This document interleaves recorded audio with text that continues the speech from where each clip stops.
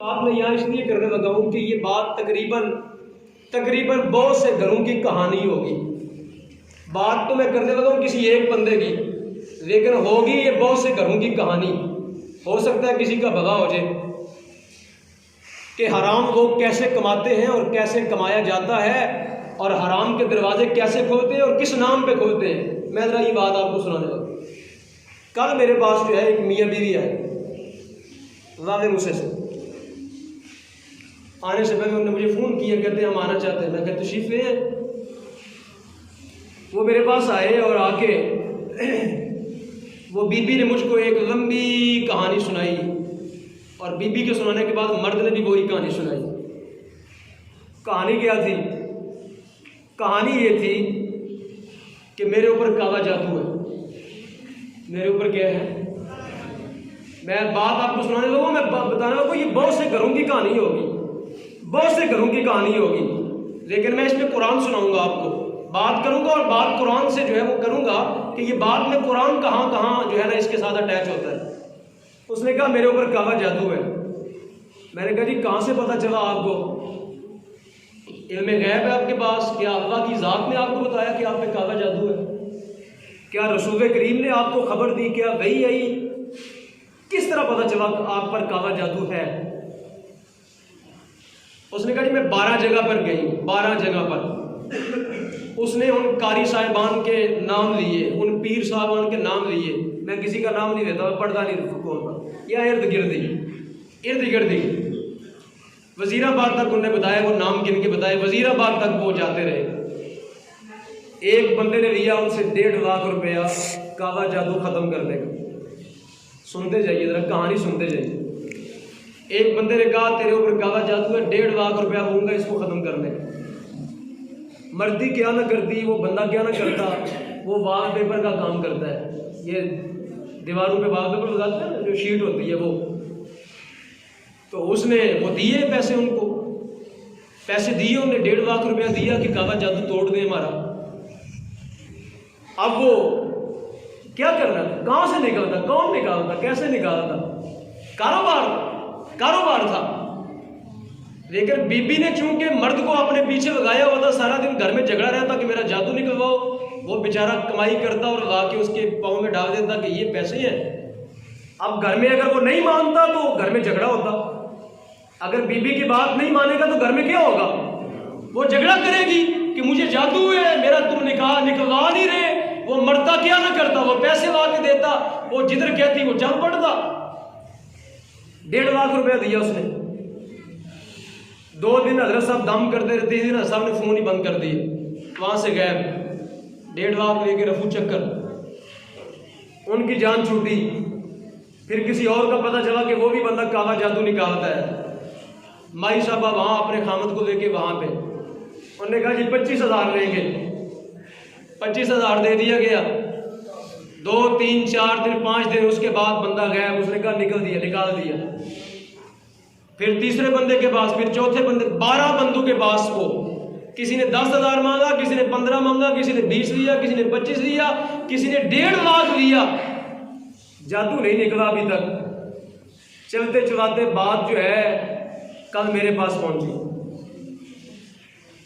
اب وہ be be صاحب آئیں تو آپ سمجھ سکتے ہیں کہ جس بندے کو 12 بندے کہہ چکے ہوں تمہیں جادو ہے، 13واں بندہ کہے کہ کوئی نہیں ہے، وہ بی بی بات مانے گی؟ میں بات بتانے لگا ہوں، آپ ذرا سنیے گا، کہانی سنیے گا. 12 بندے جس بندے کو یقین دلا چکے ہوں. میں یہ بات یہاں دعا میں کر رہا ہوں، واغننی نہیں پہ حلال کا، اے اللہ مجھ کو حلال سے غنی کر دے. وہ جو پیسہ جو کمایا گیا، وہ جو جادو کے نام پہ، نکلوانے کے نام پہ کمایا گیا، وہ پیسہ حلال تھا؟ پیسہ حلال تھا وہ؟ اب جب یہ پیسہ بندہ اپنے بچے کو کھلائے گا، اپنی بیوی کو کھلائے گا، اپنے گھر والوں کو، تو کیا ہوگا؟ اس پیسے کے ساتھ وہ ان کو جنت میں لے جائے گا. اللہ کی جنت کے دروازے اس کے لیے کھل جائیں گے. رسول کریم اس پہ راضی ہو جائیں گے. کیا وہ اللہ کے بندوں کے حق ادا کر رہے یا بندوں کے حق مار رہا ہے؟ اب 12 بندوں نے جب یہ کہہ دیا کہ تیرے اوپر کالا جادو ہے، 13واں بندہ اگر الٹا بھی لٹک جائے، 13واں بندہ الٹا لٹک کے کہے تیرے اوپر جادو نہیں ہے، بی بی مان جائے گی؟ نہیں مانے گی. وہ نتیجہ پہلے سے طے کر چکی ہے کہ میرے اوپر کالا جادو ہے. اب مجھے وہ کہتی ہے کہ اگر تم یہ کہو گے نا کہ میرے اوپر نہیں ہے تو وہ کہتی ہے مجھے غصہ آئے گا چونکہ 12 بندے مجھے کہہ چکے ہیں. تو اب میرا یہ سوال یہاں سے شروع ہوا کہ بی بی صاحب جو 12 بندوں نے کہا وہ آپ انہوں نے نکالا کیوں نہیں آپ کا؟ وہ پیسے بھی لیے، دعائیں بھی کی، آپ کے حق میں چلے بھی کیے، 12 بندے آپ کا جادو نہیں نکال سکے تو 1200 بھی نہیں نکال سکیں گے چونکہ جادو ہے ہی کوئی نہیں. چونکہ ہے جو چیز ہے ہی نکلے گی کہاں سے؟ وہ جادو کس طرح کا ہوتا ہے، اس کا کیا منہ ہوتا ہے، اس کی ٹانگیں کس طرح کی ہوتی ہیں، اس کا سر کس طرح کا ہوتا ہے جو نکلتا ہوا نظر آئے ہمیں؟ تو کیا اکثر گھروں کے اندر یہی کہانی نہیں چل رہی؟ آپ سچ بتائیے کہ ہے کہانی کہ نہیں؟ سچ بولنے کی بھی اللہ کسی کو ہمت دیتا ہے. یہ کہانی ہے ڈر کی کہ نہیں ہے؟ نہیں ہے کہ یہ کہانی آپ نہیں کہیں گے نہیں حضرت جی یہ کہانی ہے کہ نہیں ہے؟ سارے معاشرے کی ہے کہ نہیں؟ پورے مسلمان معاشرے کی یہ کہانی ہے اس وقت کہ نہیں ہے؟ تو جن گھروں کے اوپر یہ معاملہ ہوگا وہاں خدا کی رحمتیں نازل ہوں گی، ان کی نمازیں قبول ہوں گی، ان کی دعائیں رب کے ہاں قبول ہوں گی. جن کو رب کی ذات پہ توقع ہی نہیں رہا، جن کو رسول کریم کی ذات پہ توقع بھی کوئی نہیں رہا، جن کو اس قرآن پہ یقین ہی رہا، ان کی دعائیں قبول ہوں گی، ان کی نمازیں قبول ہوں گی. وہ اللہ ان پہ راضی ہوگا جو ساری زندگی اپنا جادو ہی نکلواتے رہتے ہیں سارے زمانے سے. کاروبار تو معاشرے میں چلے گا جب ہر بندہ یہ یقین کر کے بیٹھا ہوا ہے کہ میرے اوپر کالا جادو ہے. وہ جادو کس طرح کا ہے ہمیں بھی دکھاؤ یار. اس کی ٹانگیں کس طرح کی ہوتی ہیں، اس کا سر کس طرح کا ہوتا ہے، وہ کس طرح کا ہوتا ہے جو جادو نکلتا ہوا نظر آئے آپ کو وہاں سے. جب میرے مصطفیٰ نے کہا، جب اللہ نے فرمایا یہ کہو حسبنا اللہ و نعم الوکیل نعم المولا و نعم النصیر، جب رب العالمین نے فرمایا پڑھو یہ قل اعوذ برب الفلق من شر ما خلق و من شر غاسق اذا وقب، جب یہ صورتیں پڑھنے سے بھی تیرا جادو نہیں نکلا تو پھر کون ہے زمانے بھر میں تمہیں جادو تیرا نکالے گا؟ جب قرآن پڑھنے سے تیرا جادو نہیں نکلا، جب حدیث مصطفیٰ پڑھنے سے نہیں نکلا، جب رسول کریم کی دعائیں پڑھنے سے تیرا جادو نہیں نکلا تو بتا زمانے میں دوسرا کون ہے؟ اللہ کی ذات کے سوا کون ہے جو تمہیں نکالے گا تیرا جادو؟ یہ نکالیں گے جادوگر، یہ جو جادوگر معاشرے میں بیٹھے ہیں یہ تیرا جادو نکالیں گے. یہ خود جادو کے شکار ہیں. ان کو حلال اور حرام کی تمیز ختم ہو گئی. اگر ان کو پتہ چل جائے کہ میں اپنے بچوں کو حرام کھلا رہا ہوں اور میں نے کل جہنم میں سڑنا ہے جا کے، تو یہ کاروبار ہی نہ کریں یہ بات. تو سامعین محترم، خدا را اللہ سے مانگو وَأَغْنِنِي بِحَلَالِكَ، اے اللہ تو مجھ کو اپنے حلال سے غنی کر دے.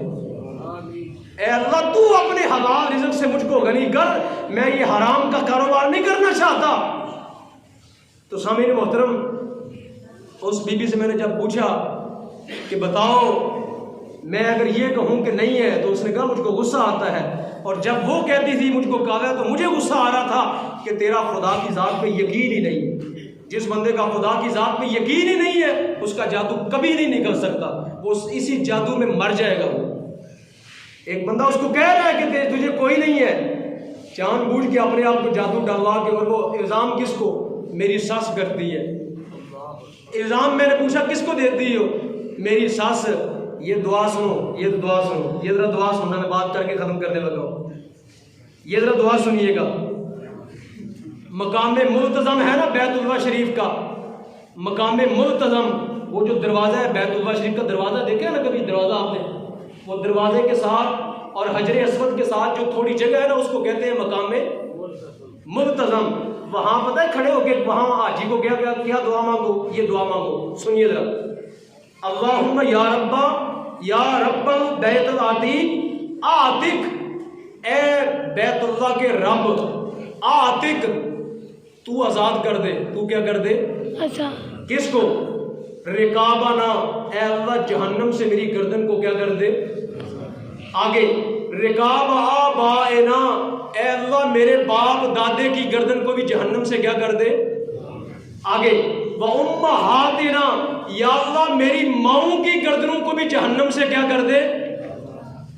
جن ماؤں کو تم نے جہنم سے آزاد کروانا تھا تم نے ان پہ الزام لگا دیا جادو کا. اب کہاں ہوگا یہ معاملہ رب کے حضور کیسے ادا کرو؟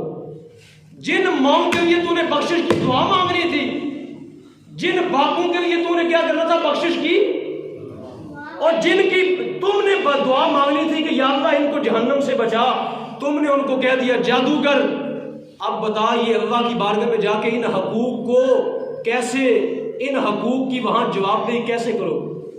جب اللہ سوال کرے گا کہ یہ ماں تو دی تھی اس لیے کہ اس کی بخشش کی دعا مانگتی تو، یہ باپ تو دیا تھا بخشش کی دعا مانگنے کے لیے، تم نے الزام لگا دیا کہ یہ جادوگر ہے، یہ میرے اوپر جادو کرتی ہے، تو کل اللہ کے حضور اس بندے کا حق ادا کیسے کرو گی؟ اور بات ہے کہ ایک بندے نے جادو کوئی نہیں کیا، اب میں اس کو کہتا ہوں اس نے کیا، تو میں یہ الزام لگا رہا ہوں کہ نہیں کر رہا؟ میں کیا کر رہا ہوں؟ الزام لگا رہا ہوں. آپ جانتے ہیں رسول کریم نے فرمایا کسی پہ جھوٹا الزام لگانے کا کتنا بڑا جرم ہے؟ یہ جانتے ہیں، شریعت جانتے ہیں کہ کسی پہ جھوٹا الزام لگانا اس پہ حد قذف لگتی ہے. رسول کریم نے اس بندے کو 80 کوڑے مارے ہیں جھوٹے الزام لگانے والے. رسول کریم نے کیا کیا؟ اس کو 80 کوڑے مارے ہیں. جو بندہ کسی پہ تہمت لگاتا ہے، جھوٹا الزام لگاتا ہے، اس بندے کو، اور شریعت اس بندے کی پکڑ کرتی ہے. تو پورا معاشرہ نہیں کہہ رہا میرے بھائی نے کر دیا، میری ماں نے کر دیا، میرے دادے نے کر دیا، میرے تائے نے کر دیا. جب سارا معاشرہ ہی ایک دوسرے پہ الزام لگا رہا ہے، سارا معاشرہ ہی جھگڑا ہوا ہے ان الزامات کے اوپر، تو تم کیا کہتے ہو اس معاشرے پہ اللہ کی رحمتیں برسے گی؟ نہیں، یہ معاشرہ اللہ کی رحمتوں کے قابل تب ہوگا جب یہ آپس میں ایک دوسرے کو معاف کرنا سیکھیں گے، جب یہ آپس میں ایک دوسرے کی خیر خواہی کریں گے، جب یہ ایک دوسرے کے حق ادا کریں گے. کیا کریں گے؟ ایک دوسرے کے. اللہ رب العالمین سے دعا مانگے یا اللہ ہمیں اپنے محبوب کی برکت سے ایک دوسرے کے حق ادا کرنے کی توفیق عطا فرما.